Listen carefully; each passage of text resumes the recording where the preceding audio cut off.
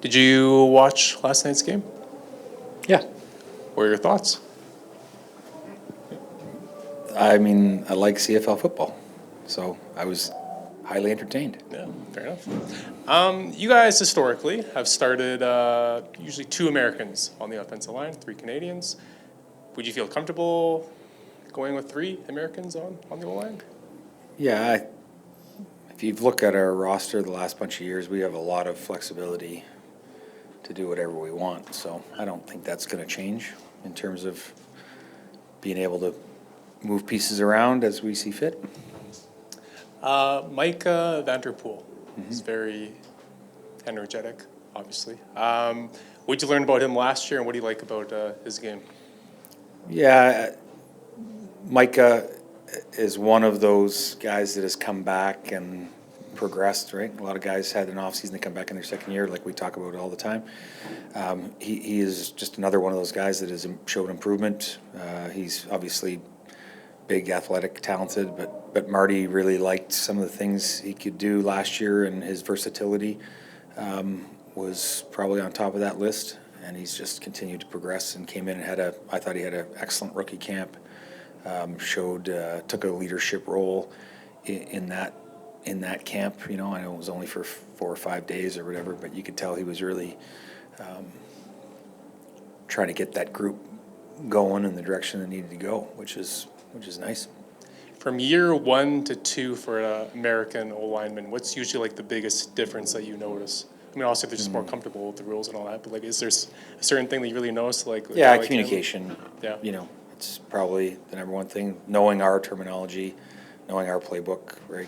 Being able to communicate that, seeing the different pictures. You know, besides the yard off, I'm not sure that running the football down south is really that different, you know. Somebody's trying to get in that gap and we're trying to push them out of it. Yeah. Right, so pass-wise, the yard off and the sets and the amount of passing we do might be different for guys. Kendall Randolph, we saw more from him last year. I think he started 5 games from you guys. What were your thoughts on that small sample size? Same. He's very athletic. I said last year when he got a chance to play, he's got this switch he flicks on game day, I find, and it's not like he's out of control or anything like that. He just has I would think a noticeably different.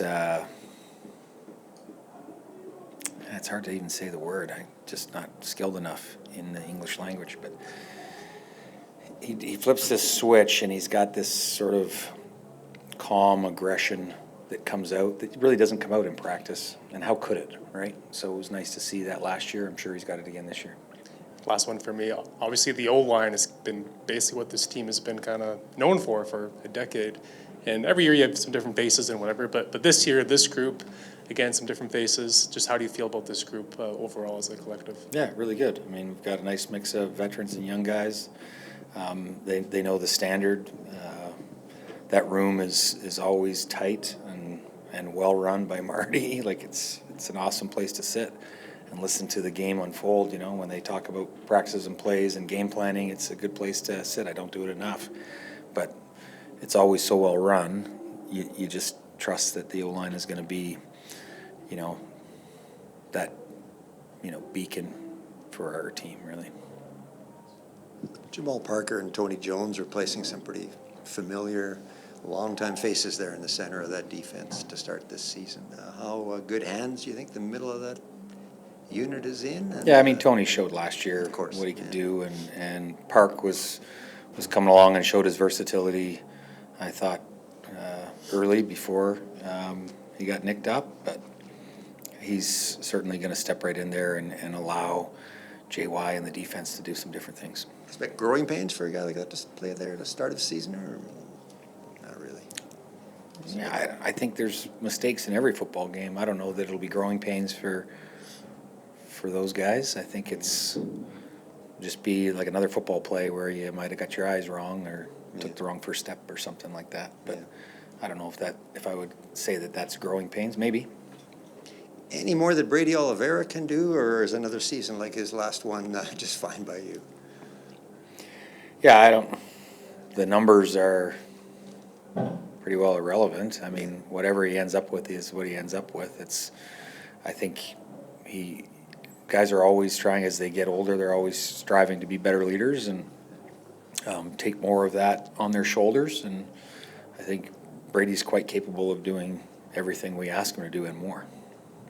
He's on quite a run of Grey Cup appearance every year he's been here. Hmm. Yeah. Is that something you guys talk about much? You know the answer to that. Dude. There you go. Eddie, DT? Good? Good? Okay. Excellent.